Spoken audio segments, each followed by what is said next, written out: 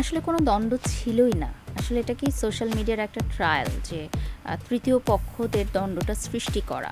এরকম হওয়ার ছিল না। আর পরবর্তীতে আমি যেদিন দেখলাম যে ওনার হাসব্যান্ড অসুস্থ, ওদিনই কিন্তু তার কয়েকদিন পর আমি একটা স্ট্যাটাসও দিয়েছিলাম। আমি মনে করি যে আমাদের জীবনটা আসলে খুবই ছোট। এই ছোট্ট জীবনে মনোমালিন্যের আসলে কোনো জায়গা থাকারই উচিত না। প্রথমে আমি যখন তাকে দেখতে গেলাম সেটাকে মানুষ অনেক পজিটিভলি নিয়েছে এবং আমার মনে হয়েছে যে শুধু আমি কেন গেছি, বাংলাদেশের অন্যান্য ব্র্যান্ড প্রমোটার এবং ব্র্যান্ড ওনার্সদেরও যাওয়া উচিত ছিল।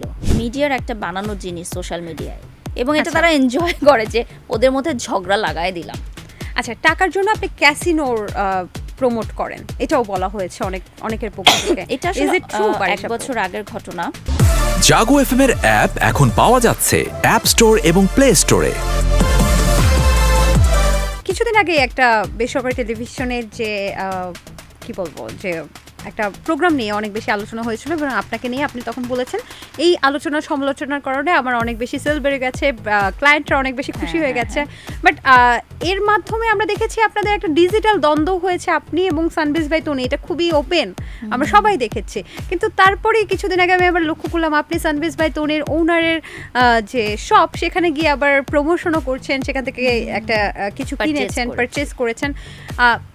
তাহলে মানে এই দ্বন্দ্বের অবসানটা কিভাবে হলো? না, আসলে কোনো দ্বন্দ্ব ছিলই না। আসলে এটা কি সোশ্যাল মিডিয়ার একটা ট্রায়াল যে তৃতীয় পক্ষদের দ্বন্দ্বটা সৃষ্টি করা। যেমন তনি আপুর সাথে আমার অন্যভাবে কন্ট্যাক্ট হয়েছে, মানে আরেকজনের মাধ্যমে। তনি আপু বলেছে যে আমার তো ওর সাথে কোনো পার্সোনাল ক্ল্যাশই নাই এবং ওই শোটা আসলে এরকম হওয়ার ছিল না। আর পরবর্তীতে আমি যেদিন দেখলাম যে ওনার হাজব্যান্ড অসুস্থ, ওদিনই কিন্তু তার কয়েকদিন পর আমি একটা স্ট্যাটাসও দিয়েছিলাম। আমি মনে করি যে আমাদের জীবনটা আসলে খুবই ছোট। এই ছোট্ট জীবনে মনোমালিন্যের আসলে কোনো জায়গা থাকারই উচিত না। আপনি মানে আমি জানি না আমার সাথে কেউ একমত হবে কি না, এটাতে না কেউই শান্তিতে থাকে না, না আমি থাকবো না উনি থাকবেন। মনোমালিন্যের বিষয়টা এরকম। আর আমি ওনার শপে গেছি, সব ভিজিট করেছি, সব থেকে পারচেস করেছি। এটা আসলে মানুষকে একটা শিক্ষণীয় একটা বিষয় জানানোর জন্য যে তোমাদের মধ্যে যত দ্বন্দ্ব আছে, যত মনোমালিন্য আছে, এগুলো তোমরা সব কাটিয়ে উঠো, সারিয়ে উঠো এবং একে অপরের পাশে দাঁড়াও, সেটা বিপদের সময় হোক, সুখের সময় হোক। আমাকে দেখে তোমরা শেখো যে এই ছোট্ট জীবনে মনোমালিন্যের কোনো জায়গা নেই, রাখা উচিত না। তাহলে আমারও মনে হয় মনোমালিন্য একটা ক্লিয়ার করা উচিত। আর লাস্ট আপনি বর্ষা চৌধুরীকে দেখতে গিয়েছিলেন, তিনি একটা মাইল্ড স্ট্রোক করেছিলেন। তো তখন আচ্ছা, প্রথমে আমার কথাটা বাদ দিলাম, তখন আপনি একটা ভিডিও পোস্ট করেছেন, নিচেই অনেকে লিখেছে যে রোগী দেখতে গিয়েও কি ভিডিও করতে হবে কিনা।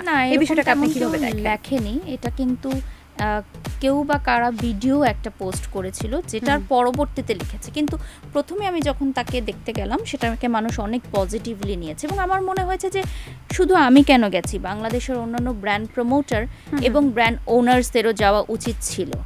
এটা আমি অনেক ব্র্যান্ড ওনার্সদের দৃষ্টি আকর্ষণ করে আজকে ফর দ্য ফার্স্ট টাইম বললাম। হয়তো ছোট মুখে বড় কথা হবে, কিন্তু আমি আশা করব পরবর্তীতে এই জিনিসগুলো ওনারা মাথায় রাখবেন।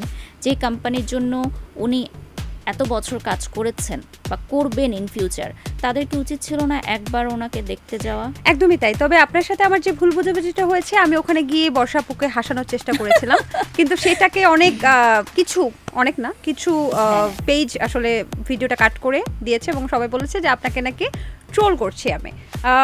আমার জানা মতে আমি কিন্তু করিনি। না, এই যে আজকের শো এর মাধ্যমে আবার ক্লিয়ার হয়ে যাবে সবাই। আমার জানা মতে আমি আসলে আপনাকে করিনি। পরবর্তীতে তো আপনি আমাকে নিজের থেকেই বলেছেন এবং উনি নিজেও আমাকে বলেছেন, এবং আমি সত্যি কথা আমি জানতামও না যে আপনি ওখানে গিয়েছেন। আসলে আমি খুব অবাক হয়েছি বললাম না যে মিডিয়া ট্রায়াল, মানে এটা হচ্ছে মিডিয়ার একটা বানানো জিনিস সোশ্যাল মিডিয়ায়, এবং এটা তারা এনজয় করে যে ওদের মধ্যে ঝগড়া লাগায় দিলাম। আচ্ছা, টাকার জন্য আপনি ক্যাসিনোর প্রমোট করেন, এটাও বলা হয়েছে অনেকের পক্ষ থেকে। এটা এক বছর আগের ঘটনা। এটা যখন আমরা প্রমোশনটা করি তখন আমাদেরকে বলা হয়েছিল এটা একটা গেমিং সাইট। পরবর্তীতে যখন আমরা বুঝতে পারলাম যে এটা হচ্ছে একটা প্রতারণার চক্র, তখন আমরা নিজেরাই গিয়ে ওই কোম্পানির নামে আসলে জিডি করেছি এবং আচ্ছা, আমরা আচ্ছা। বলেছি যে এই কোম্পানির মাধ্যমে অনেকে প্রতারিত হচ্ছে এবং রীতিমতো আমাকে তারা ব্ল্যাকমেল করছে যে পরবর্তীতেও তাদের প্রমোশন আমাকে করতে হবে, না হলে তারা আমার সাথে প্রবলেম করতে পারে। কি প্রবলেম করবে? আর সেটা আমি এখন ডিসক্লোজ করতে চাচ্ছি না। পরবর্তীতে সেই চক্রটাকে ধরা হয়েছে, সেটা আচ্ছা। আমরা মিডিয়া নিউজ আর করিনি, কারণ এটা মিডিয়া নিউজ করলে হবে কি আরো 10 জন জানতে পারবে, সাইটটা সম্পর্কে হ্যাঁ জেনে জানতে যাবে। পারবে। আবার অন্যরাও তখন সতর্ক হয়ে যাবে, তারাও হচ্ছে গা ঢাকা দিবে। এই এক বা একাধিক চক্রটা কিন্তু এখনো রানিং কাজ করছে এবং আপনি দেখবেন যে অনেক সেলিব্রিটিজরাও কিন্তু এগুলোর সাথে যুক্ত হয়েছে। তো পরবর্তীতে আমাদের যেই লয়ার আছেন, আমাদের পার্সোনাল লয়ার, উনি বললেন যে এই বিষয়গুলো আসলে এক বা একাধিক চক্র যারা কাজ করছে তাদের বিরুদ্ধে আসলে অ্যাকশন নেওয়া হবে। আচ্ছা। তো পরবর্তীতে আমরা এই ধরনের কাজগুলোর বিষয়ে আরো বেশি কনশাস হয়ে গেছি। জাগো এফএম এর অ্যাপ এখন পাওয়া যাচ্ছে অ্যাপ স্টোর এবং প্লে স্টোরে।